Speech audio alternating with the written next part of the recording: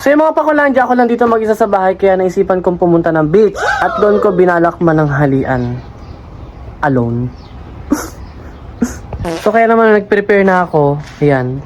Nag-prepare na ako ng pagkain ko. Ayan. Ayan. Sinama ko na yung ulam.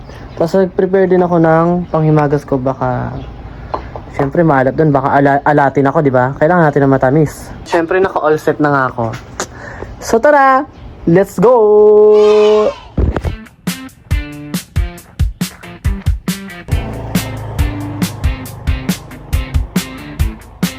So ngayon guys, nandito na tayo sa may beach, no? Anong gagawin?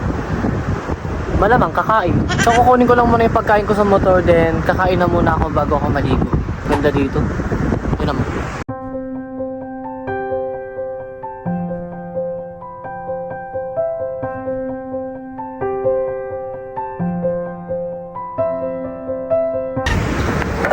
Ang ganda ng spot ko dito kasi ako lang yung mag-isa. Tapos may mga puno. Kaya hindi masyadong mainit.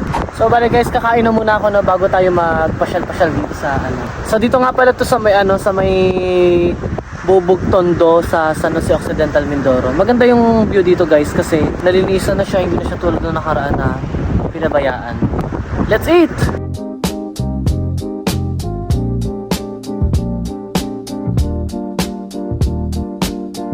May nakakita sa akin dito. Ang lonely ko daw. Ako lang daw mag-isa. Walang matambay yan. Saan kayo?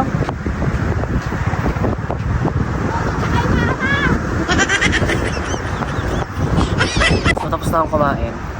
So kakain natin yung panghimagas natin. Alat eh.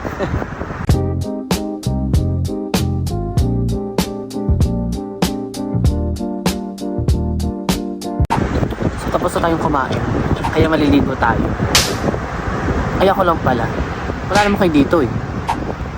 Grabe yung hangin dito, ang sarap matulog. Sarap matulog dito guys, lalo na pag ganito yung panahon, mahangin. Tapos medyo mainit eh. Tapos yung dagat yung naririnig mo.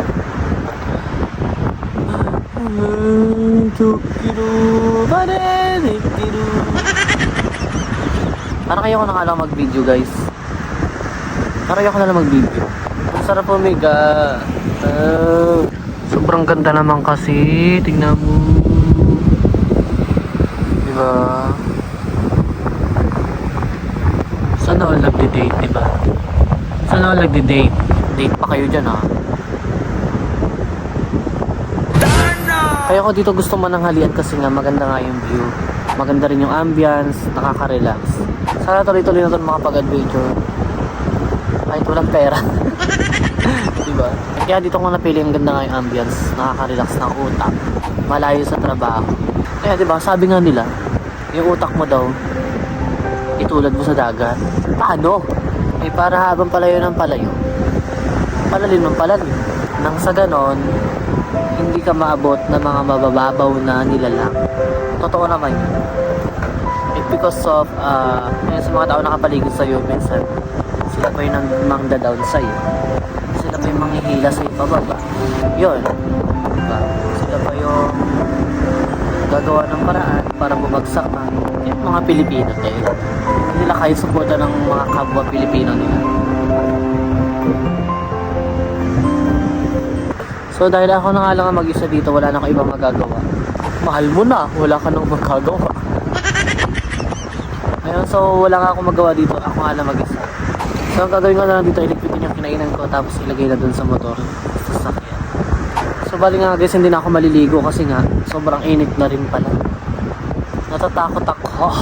Ay kahit naman maitin tayo, hindi naman pwedeng nasusulog lang tayo dito, no? So yung mga pakulandyang, dito na nga lang po yung video natin, kaya abangan niyo po ba yung mga susunod kong vlog and then yung mga susunod at susunod pa. So let's go! Darna!